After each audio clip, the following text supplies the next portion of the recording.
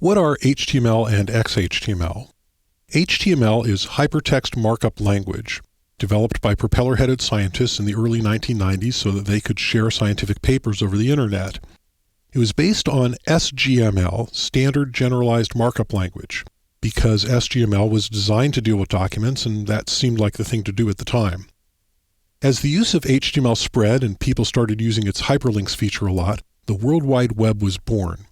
Then things got ugly.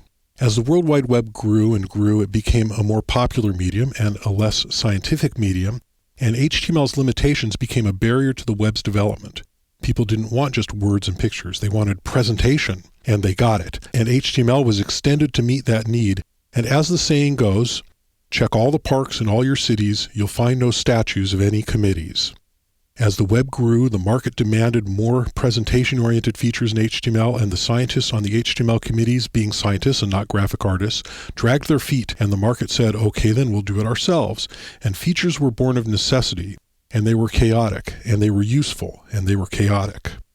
Over time, the standards committees caught up with the market, and we now have HTML4, and it's mostly functional, and it mostly does what it needs to do, and it's still chaotic. HTML4 works, and it works well, and it has serious flaws that most people will never notice. What makes them serious is that it takes a lot of computing power to take the average HTML page and render it in a coherent and consistent manner.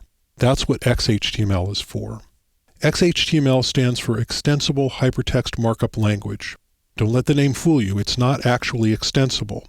The X is there because it's based upon XML, Extensible Markup Language, so it's technically an extension of XML, but XHTML is not itself extensible. Think of it as HTML but with stricter rules. The strictness of XHTML is good for computers. It makes it easier to build a program that reads the markup and renders the page, or reads it to blind people, or something else. Of course, the other side of the coin is that no one can force the whole internet to stop using messy old HTML, so it's really useless, right?